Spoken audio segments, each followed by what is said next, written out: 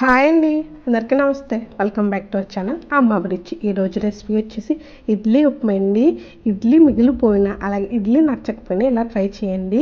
Recipe అయితే super ఉంటుంది. ప్రాసెస్లోకి అయితే వెళ్ళిపోతాం.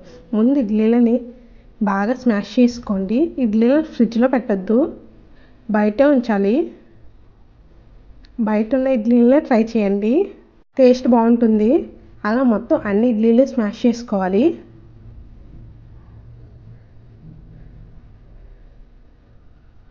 అలా ఇడ్లీ స్మాష్ చేసుకున్న తర్వాత పక్కన పెట్టుకోండి.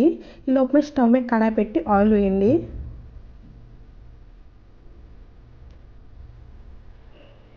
అలాగే ఆయిల్ కూడా ఎక్కువ పడదు, లైట్గా వేసుకోండి.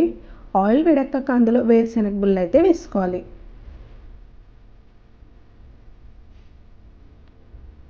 వాటిని కొంచెం వేగనివ్వండి. అలా వేగాయి అనుకున్న తర్వాత అందులో 2 స్పూన్స్ మినపప్పు అలాగే 2 స్పూన్స్ పచ్చెనపప్పును కూడా వేసుకోవాలి. ఇవి కూడా బాగా వేగనివ్వాలి. పోపులను అయితే అస్సలు మాడిపోనివ్వకండి. అలాగే జీలకర్ర వేసుకోండి, 1/2 స్పూను. ఎక్కువ వేసుకోకండి, ఫ్లేవర్ బాగోదు.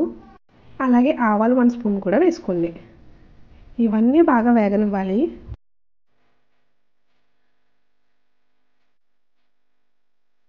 అలా వేగాక మీ స్పైసీని తగ్గట్టు పచ్చిమిర్చి ఎండుమిర్చి వేసుకోండి. నేను 2 పచ్చిమిర్చి 2 ఎండుమిర్చిని వేసుకుంటున్నాను. పిల్లలు తింటారు అనుకుంటే ఈ స్పైస్ సరిపోతుంది. లేదు కొంచెం స్పైస్ కావాలంటే పచ్చిమిర్చిని యాడ్ చేసుకోండి. అలాగే 2 రెబ్బల కరివేపాకును కూడా వేసేసుకోవాలి. నేను ఇది 7 ఇడ్లీల క్వాంటిటీ మాత్రమే. మీ ఇడ్లీని బట్టి మీరు క్వాంటిటీ అనేది పెంచుకోవచ్చు, తగ్గించుకోవచ్చు.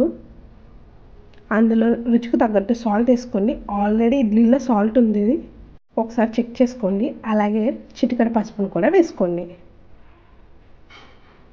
ఇవన్నీ బాగా వేగిపోయాయి అనుకున్న తర్వాత ఇడ్లీలను వేసుకోవాలి. స్టవ్ ఆఫ్ చేసేయండి. స్టవ్ ఆఫ్ చేసుకున్న తర్వాత ఇడ్లీలను వేసేయండి, పొడి చేసుకున్న దాన్ని. మొత్తం కలిసేంత వరకు ఒకసారి పూర్తిగా కలిపేసుకోండి.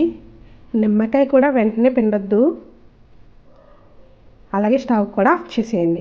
మీకు వీడియో కనుక నచ్చితే లైక్ చేయండి, షేర్ చేయండి. మరిన్ని వీడియోల కోసం ఛానల్ సబ్స్క్రైబ్ చేయడం మాత్రం మర్చిపోకండి. అలా మొత్తం కలిసేంత వరకు కలుపుకోవాలి. బాగా కలిపేసుకున్న తర్వాత ఒకసారి సాల్ట్ చెక్ చేసుకోండి. నాకు సాల్ట్ అయితే సరిపోతుంది. అలాగే నేను ఒక నిమ్మకాయ పిండుకుంటున్నాను. ఎక్కువ పులుపు తినే వాళ్ళకి నిమ్మకాయ అయితే సరిపోదు, ఇంకా హాఫ్ చెక్క పిండుకోండి. అలాగే సాల్ట్ సరిపోకపోతే నిమ్మరసంలో కలిపి వేసేసుకొని పూర్తిగా కలిపేసుకోండి. కానీ రెసిపీ అయితే సూపర్ ఉంది, కంపల్సరీ ట్రై చేయండి. Thanks for watching.